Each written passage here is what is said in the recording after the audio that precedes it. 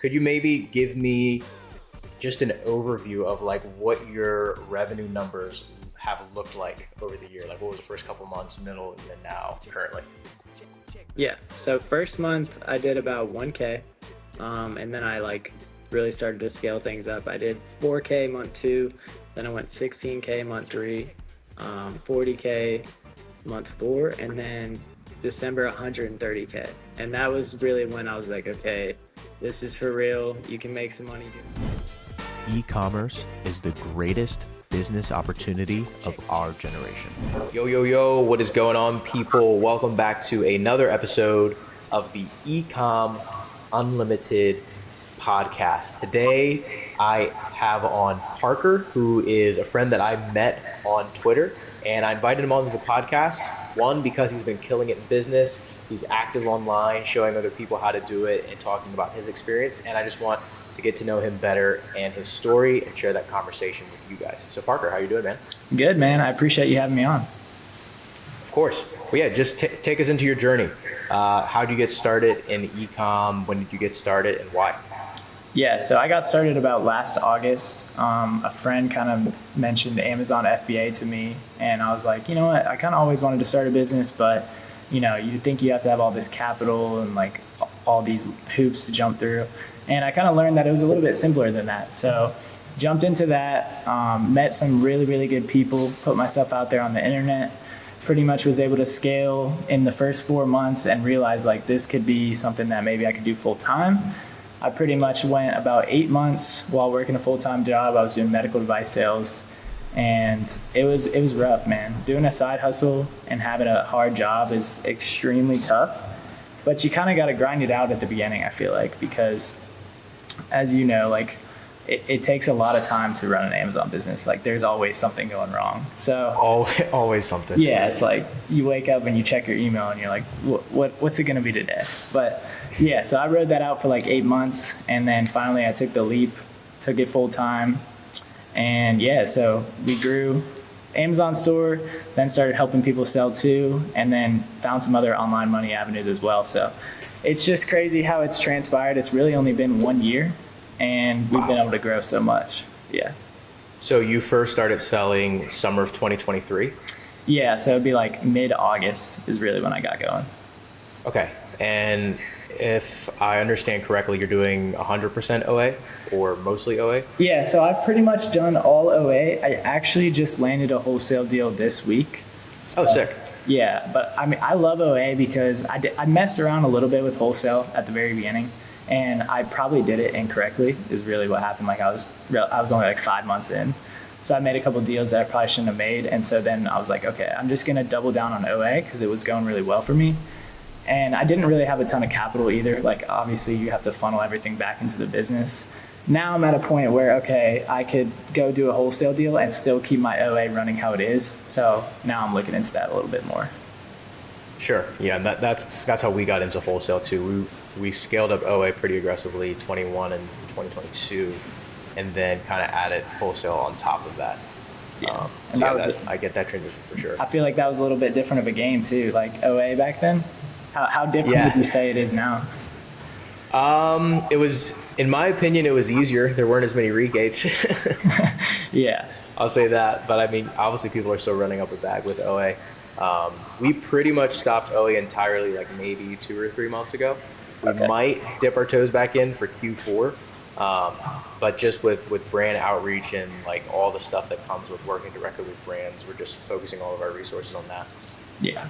I mean, OA was very good to us. We did OA for almost 3 years, I would say. Wow. Okay. Yeah, that's a long time because you start running the same loops and the same website. Exactly. It almost gets boring. I mean, most people, I feel like if you can make it past that 6 months to 1 year mark, it almost becomes a little bit too easy. I don't want to say too easy, but like you kind of know what you're doing at that point. So 3 years, I can't even imagine that. Yeah. So tell me a little bit about your background as an athlete. Yeah, so I started as a junior college athlete. I played at a school down in Florida called Santa Fe. It's like right next to Gainesville, Florida. And I spent 3 years there. I had probably the longest college career of almost anyone. So I did 3 years there. I had a red shirt because I broke my foot. And then I transferred into Georgia Southern, walked on, preferred walk on. And the first year there was actually COVID. So we played like 7 games, worked myself into the starting lineup, and then we just canceled the season. So I ended up spending 3 more years there. So in total, I played 6 years of college baseball, which that's crazy. Yeah, like when I was in my senior year, I think I was 24, playing against like some 18-year-olds too. So that was crazy, but it was a really good time. I'm honestly glad that like we got a whole nother year out of it, because that final year for me like changed a lot. We ended up hosting a regional for the first time in school history, and so I learned so much that year, and I feel like that kind of set things up for entering into the workforce and then eventually starting a business. Sure, 100%, yeah. And I talked with another guy in one of our previous episodes who is also a collegiate athlete, just about like the mentality that athleticism gives you to kind of deal with some of those things that are always going wrong with Amazon. Speak to that a little bit. Yeah, I think the biggest thing is you have to show up every day. Like as an athlete, if you take any opponent light, like especially in baseball, because you play almost every day, whereas like football, you only play once a week. So baseball, you can literally be exhausted, and if you take your foot off the gas at all, like you're going to take an L that day, especially at the Division I level, just because everyone's good. And the same way with Amazon, like as soon as you think you have it figured out and you're like, okay, my Amazon business is like passive and coasting, like you're going to get that same exact you're going to get cooked. And then you're going to be like, okay, I need to reset. Like it's just like a life lesson thing, but it almost does feel suffocating at times when there's just issues coming over and over again, but you learn how to manage those. You build the systems just like anything else. 100%. So you've been doing OA for about a year. How long were you doing it until you went full time? I was doing it 8 months. Okay. And so that corporate job that you had, because what year did you end up graduating? So I graduated originally, so I have like a degree and a half. I graduated in 2019 because like that was my 4 years. And then I stayed the extra 2 for the last 2 years. So really in 2022 was when I graduated. Got it. Okay. So you worked the full-time gig for like a year and a half and then just went straight to Amazon. Yeah. Okay. And the full-time gig really was a medical device trauma job. So I was in the operating room every day working with surgeons. Oh, wow. So I was like trying to drop off my FBM and then head to the hospital to go do cases. And I was also on call all the time. Like I had to wear an Apple Watch and I had to be alert to my phone. There was times where it was a Saturday night with my parents and I had to leave and go to dinner. And I was like, I don't hate this job. It's very, very, very high stress, but it would be nice to kind of run my own thing. And it just got into the point where it was too much to manage and Amazon was going really well. So I was like, you know what, I'm going to give it a shot. Got it. So how did you originally find out about Amazon? Just searching on YouTube? Did someone hit you up? Yeah, so one of my good friends actually was like, hey, I'm going to start selling on Amazon. And at the time, I didn't even realize that there was third-party sellers on Amazon. Like I thought Amazon themselves sold to everyone. And he was like, I'm starting a business. And I was like, dude, I want to join in on this. Like we thought about doing a partnership, which I'm glad we didn't. I think there's a lot of extra headaches with that. But he kind of just told me about it. And I just started watching a lot of YouTube content for like a whole week, formed my LLC like the next day. And I just kind of jumped into it. For me, it was always extremely fun. Kind of felt like it was another like competitive game that I could join into, and I'll also make some money on top of that. Got it. Okay. So you consumed the free YouTube content, started sourcing. What was it like when you first started sourcing? Like, how did you find your first lead? Talk to me about like that first couple months as you're getting your feet under you. Yeah. So the first week, I ordered my business credit card. It did not come for like a whole week. So I was like, you know what? I'm going to go ahead and start sourcing, just see what I find. I made like a whole leads list on a Google Sheet. And I was like, I'm going to check this back when my card comes. And obviously when it came back, like all the leads had dropped in price. I had watched more content. So I was like, what was I even doing here? And I think that's a big lesson. Like a lot of people want to jump into it. They want to buy like a ton of units right out the gate. But when you really understand that you don't know what you're doing yet, it's a lot safer to just kind of start somewhere small. So I pretty much started with that. I watched a lot of YouTube content. And then at the beginning, I did a lot of RA. So I would go to Walmart like twice a week to their clearance section. And it is extremely hit or miss. Like there was several times I went there with am left with nothing. But there was a few times like I was finding like 60, 80 ROI stuff. It was like on sale for $1. And that kind of like propelled me into, okay, like I understand how to pack items. I'm FBMing. I'm getting a return quickly. And it kind of just propelled me like, okay, I really want to do this. Got it. Okay.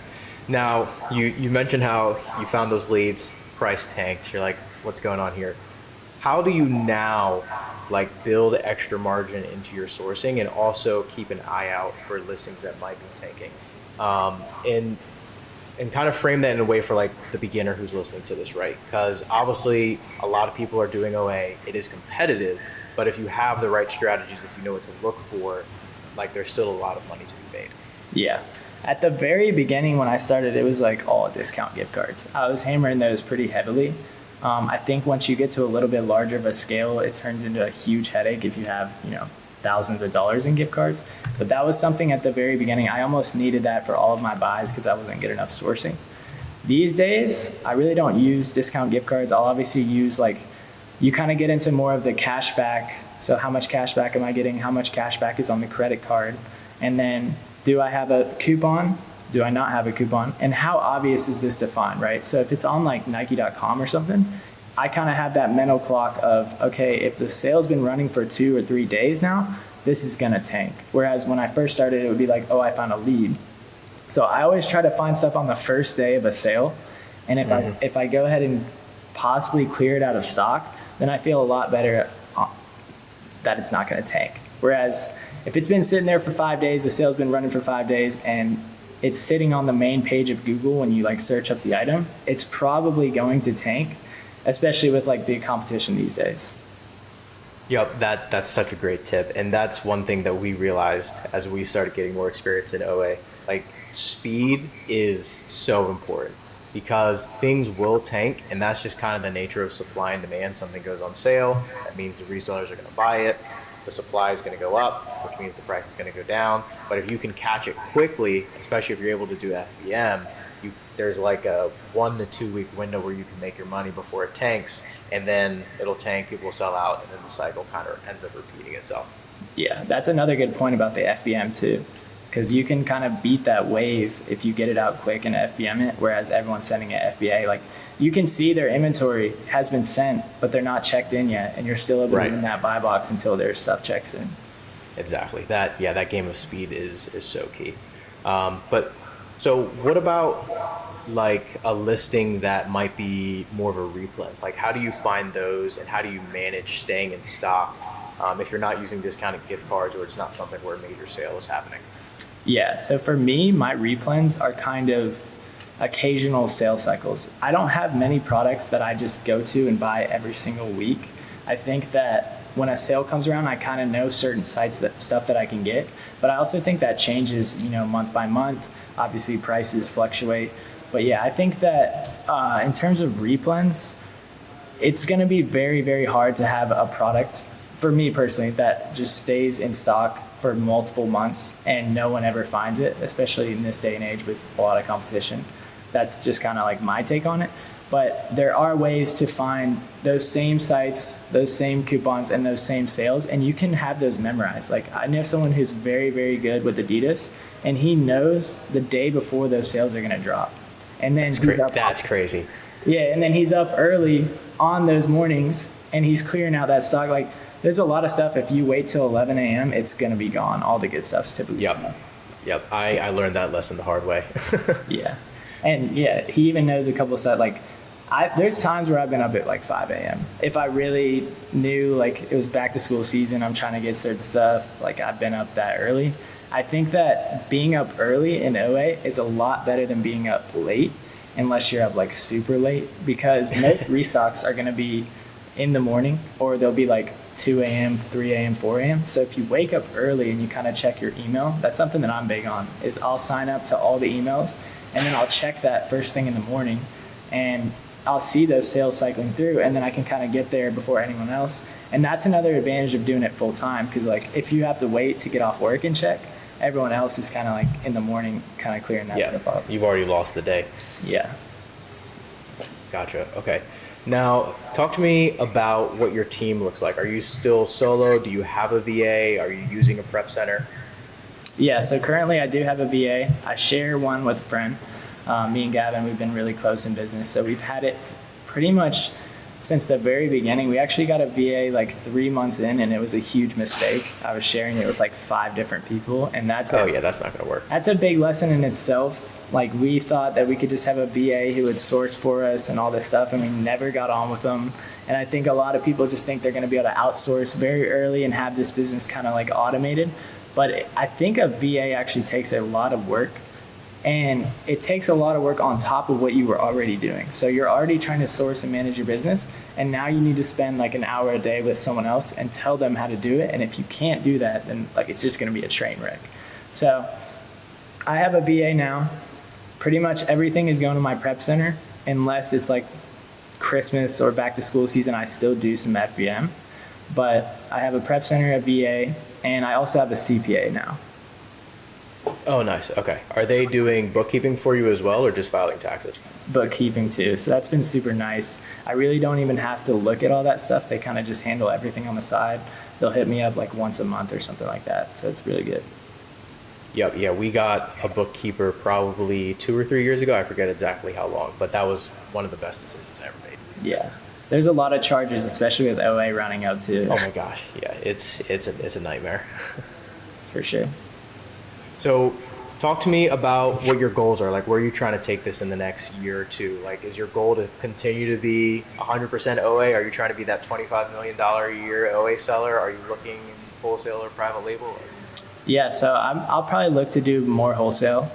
I think once you have the capital, it makes a lot more sense. It's a lot cleaner in terms of invoices and keeping track with everything. My biggest thing is like authenticity, right? And I know you know that with doing like all your brand direct, is I just get worried about, because I had that issue happen to me. Back in January, I did a wholesale deal and they just didn't verify my authenticity. So I got 2 authenticity complaints. Listing was taken down, and I actually ended up just losing that inventory. So for me, I was just super scared of, am I buying from legit suppliers? And I've got to get better at doing that. But I think once I do, I would definitely look into that. I think that private label is also a really good business model, but I think I need a little bit more capital still for that. Yeah, private label is tough right now. I've seen that, especially if you're launching a totally new to Amazon product that doesn't have any established brand outside of Amazon. Like, you need to have a lot of capital for PPC, capital for giveaways, all that stuff in order to get ranking. It's pretty tough. Yeah, I've also heard like a lot of Chinese sellers are competing with people doing private label. I don't know too much about it, but that's just some of the stuff I've heard. Yeah. I guess it more so just depends on like the product category, like how easy is it to replicate, and like how much did you change the product, and is it actually a unique product versus just being a copycat? Yeah, I got you. Yeah. So what does a normal day for a full-time OA seller look like? Yeah, so it's a lot different than what I was doing before, for sure. I try to hit the gym in the morning, so first thing, and then pretty much I go to repricing. I just want to make sure all that stuff's good. I'll check my email, make sure there's no like authentics or things like that. Then I'll usually kind of like get the day ready for the VA, because the VA gets on at like 5:30 for me. So they're on opposite time. So I'll try to like bring up a plan for them to do. And then I'll jump into some sourcing. And really it's just from then on, like buying, sourcing. I'm not packing anything. And if I am, like I'll drop off at the post office before they close. And you're kind of just, the sourcing is where you're making your money, right? So if there's a big sales day, there'll be days where I'm buying for like 5 hours, or there'll be days where I'm buying for like an hour. And it kind of fluctuates, especially on like sales weekends. I feel like you got to kind of hammer that a little bit more. And the biggest change has been, there's really no day of the week, I feel like. Like I'll do stuff on Saturdays, I'll do stuff on Sundays, I'll take Mondays off. Like it's such an unstructured schedule for me, but I really enjoy it, honestly. But a lot of sourcing and a lot of buying. Yeah, that's the main part. Once you have a prep center and you have a VA doing all the admin tasks and keeping track of the buy sheets, doing all the safety claims, and you're not doing the books, then it's really just buying and finding products.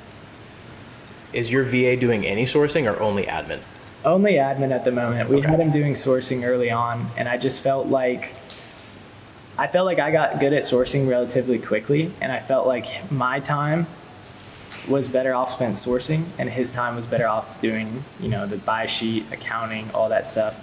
Obviously, down the line, I feel like he could do a little bit more sourcing, but when you move into wholesale and stuff, maybe going through those kind of product catalogs, I just have a lot of replens and stuff that I kind of know, the loops, that I don't really need him for $5 an hour going to try and find new stuff, I feel like. But I think other people's businesses, the way it's structured, I could 100% see that being realistic.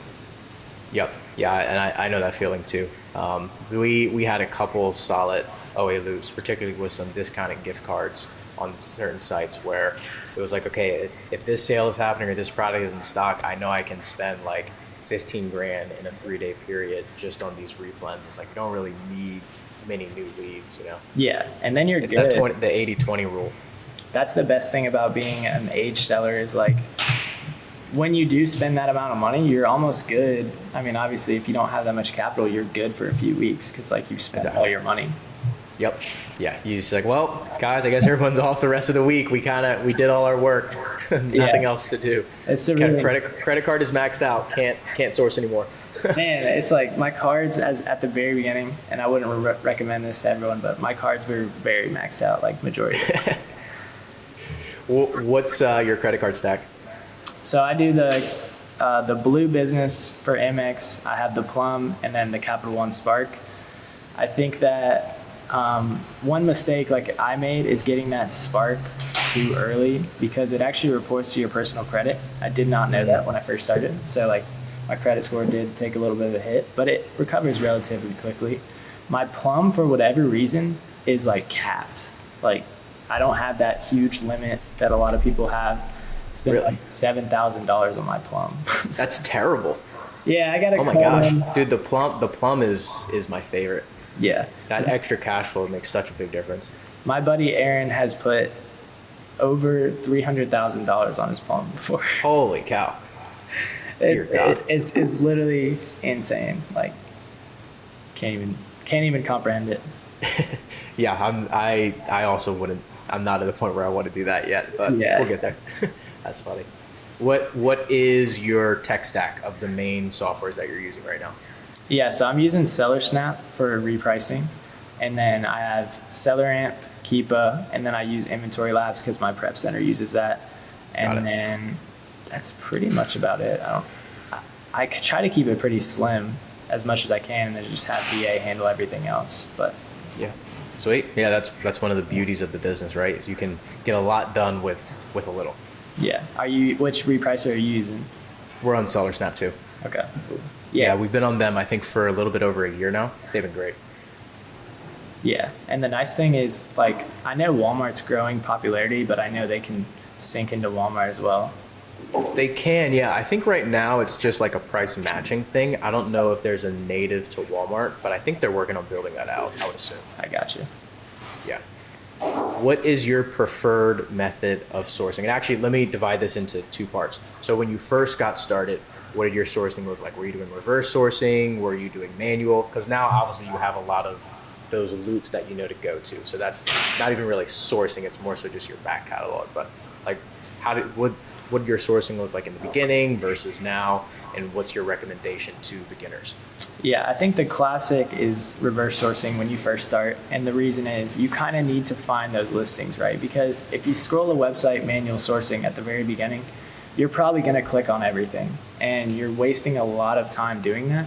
Whereas if you start kind of on Amazon and then go to the website because you have proven listings that other big sellers are selling, you're going to waste way less time. Now, you're always going to be trailing those people by a week, 2 weeks, 3 weeks, but it's still going to be good information to have because then when you see those products on those listings down the road, then you're going to be better at manual sourcing.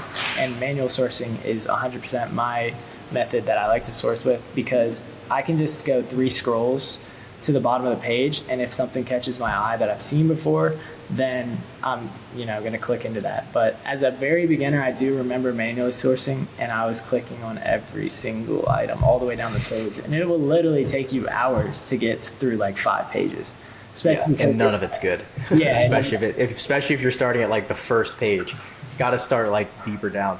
Yeah, one of the tips that I like to do is I'll go price low to high so I can see if anything's ridiculously cheap on the manual sourcing, and then you can kind of like sort from there if you want to as well. Got it. Okay, sweet. How do you organize your back catalog of leads? Yeah, so honestly, I'm probably not as organized as a lot of people. Like I use the spreadsheets and stuff like that, but I am literally just kind of like off the cuff, remember where I got stuff. I rely on my network a lot. So I have a lot of people that I talk to daily, and we're kind of slinging stuff around. So I could be better about that. I obviously use KPF and find all that stuff that way. I've had a couple sales where I'll literally make like a SellerAmp sheet just for those sales. Like I've had it from last year, but I could definitely be better making spreadsheets, where I got stuff and all that. But I just have like the buy sheet, and I kind of bought a lot of the same stuff I've already bought, a lot of the brands I've already bought. But yeah, I'm not crazy into, I've got this sheet for here, I've got all these suppliers here. Like I kind of just roll with it and manual source. I use my email a lot. Whatever's in my email and whatever sales are coming through, that's usually what I'm checking. Got it. Look, what works. Yes, sir. The one organizational tip that we implemented that helped us a lot was I started creating like essentially like I called it a sale plan sheet, so replens, but when there's a sale, and I just had a different tab for like all of our main stores. And then my sourcing VA, whenever there was a sale, she would just know, okay, go to this store, check all of the leads that we bought before, and then whichever ones are good, pop them on the buy sheet, and I just went through and clicked the ball. Yeah. And that was particularly helpful for a VA. Like if it was just me, I probably wouldn't need that because again, like I would know what we bought before and just kind of go rebuy it. But it was a really helpful way to outsource that to a team member. Was your VA ever buying stuff for you? No. I did not give them the credit card. I know some people do. Some people have that trust, but not me. But I had them do everything in the process except for checking out. So like they would go to the website, they would put it in the cart, make sure that it was in stock, add the coupon codes, do the calculation on the buy cost, and then be like, hey, Kaj, everything's good to go. Buy this much of this. And then literally all I had to do was sit there and go through the checkout, which made it nice. Yeah, that is super nice. And yeah, I mean, having that's a really good idea. Having that sheet, having the sites because there is specific items that every time there's a sale, I will go check. But obviously having it there in a sheet probably just takes way less time. And the VA can do it. Yeah. Exactly. It was super clutch. Saved a lot of time. For sure.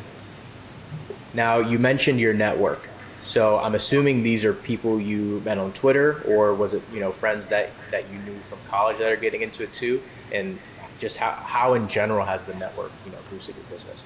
Yeah, so the network has been everything. These are people that I met online. I think it took a lot of changing my mindset, because when you're a former athlete, you do not want to post online because you're almost like not allowed to. And if you were to have anything bad on your profile, like you could get kicked off the team and anything. I see. I never thought about that. Yeah, so it went from like never posting for the last 2 years to like, okay, I need to like make a Twitter video, or I need to like put my face out there some way, because that's what everyone said was the best thing to do. And I feel like once I finally kind of gave that up of the ego of like, I don't want to be online, that's when my Amazon business really started to take off. I met Aaron and Gavin, who we're actually living together right now for a couple months. Yeah, tell me about that. I've been watching that journey on Twitter from afar. It's kind of cool. Yeah, I mean, there's a hurricane moving through right now, but it's been super nice. We came down here, we decided, you know what, we're going to spend a little money, we're going to get a house together, we're going to work on Amazon together, and just having that in-person combos is so much easier than trying to like set up a meeting or like text each other or like FaceTime. Being able to sit at the table with 2 other Amazon sellers on a daily basis is, it's been great, honestly. And also, like, me and Gavin went a full year in Amazon talking every day, and we didn't even meet each other until like 2 weeks ago, which is crazy. That's crazy. It was. And you guys are in Florida, right? Yeah, we're in Cape Coral. Nice, yeah. And so in my business, like, I could not agree more with that. So my business partner, Josh, me and him, we started together, we own the business together, and we both say this all the time. Like, if we didn't have each other, there's no way we would still be doing this. I think we started getting active in the online community, I want to say beginning of 2022. And then that's also when things really started to grow. But like before that, it was just me and him. And if we didn't have the other, like it's just there's so much going on, so many questions, so many highs and lows. It's like you need someone to talk to that other stuff about. Yeah, and I think it gives you so much confidence as well to have like another person on your side, even if it's multiple people. Because there's times where I was checking stuff out and I'm like, you know what, is this really a good buy? And then my buddy Aaron's like, yeah, dude, let's go, let's get it. And he's made me buy more, and then I'm always glad I did. But if it was me sitting up late alone, you start overthinking when you're buying a lot of quantity. You're like, is this a good decision? And every time for me, if I know it's a good decision, I just need to keep going with it. Your mind almost gets bored too. Like if you're running carts, you kind of got to stay in the game. Like, all right, let's get this done. Yep. Yeah, there have been many times where I bought something and then Josh checks the buy sheet and he's like, why the heck did you only buy 10 of this? He's like, go back and buy all of them. I'm like, okay. Exactly. Just like, it's like having that person is so key. Yeah, it's just like that double affirmation, really. Exactly. Yeah. In the beginning of the call, you briefly mentioned like other e-commerce ventures that you might be looking into. So if some of it's on the low, that's totally cool. But I'm curious, like what else are you looking at from a business perspective? Yeah, so honestly, the biggest thing that I've looked at is one, like helping other people sell on Amazon too. And I know like you do some of that. But I think that in the athlete space, there's a lot of hardworking people and there's a lot of people that don't have a lot of money, right? Because when I came out from being an athlete, I had like $0 to my name and I was like 24 years old. Never had worked a job, literally, because I played sports my whole life, like dedicated everything to that. So what I did is I was like, you know what, let's see if any other athletes want to sell on Amazon. And Gavin, my buddy who I have the BA with, he also was playing college baseball. And he actually dropped out of college a few months ago because he's 20 years old. He's been crushing it. And so we kind of got a group together and we were like, all right, let's see if there's any athlete Amazon sellers that are trying to scale. We helped them out. We made like a small group and we actually tried to make it like a competition as well. So it's going to be, because athletes, like you got the competitive nature. Yeah, I played sports all through high school. I didn't play college ball, but I still actually play soccer too. Yeah, I mean, it's a good space to be in, especially with business. I know there's a lot of athletes that want to get into business, but they also don't really know where to start. They've kind of been natured to not get on social media, and you kind of have to learn about this online business space and kind of be in the space for a little bit before you really know what's going on. And so we did that. I've done like a little bit of affiliate marketing where I put myself out there and like had people join in through me, which I feel like is a very, very underrated like stream of income if you're willing to help people out, like give them knowledge in return for like them signing up with your link. You know what I mean? Yeah, 100%. Have any of your previous teammates reached out to you? Yeah, so I've actually had I've actually had over 4 teammates join in. So that's sick.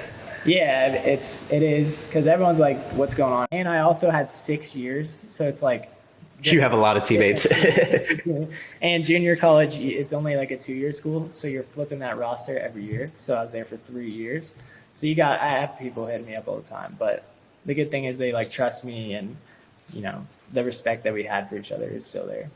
Sure. Yeah. When you know someone in person and you know that they're legit, it's easier to believe that they're not a scammer and to be able to tell the difference. Let's move towards landing the plane here. So could you maybe give me just an overview of like what your revenue numbers have looked like over the year? Like what was the first couple months, middle, and then now currently?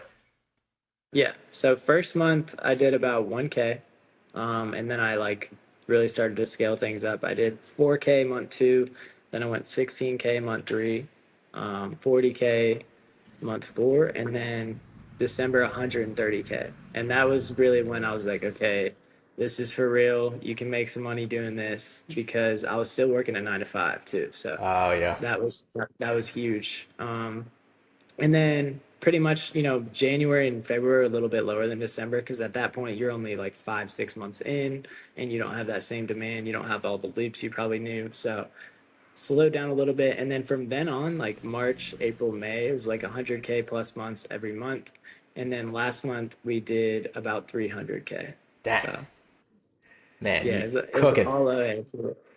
Yeah, honestly, I thought it could have been more. I got stuck with some inventory. There was like a lot of listings that just had a ton of competition. But yeah, I pretty much put it all on the line, just trying to scale up.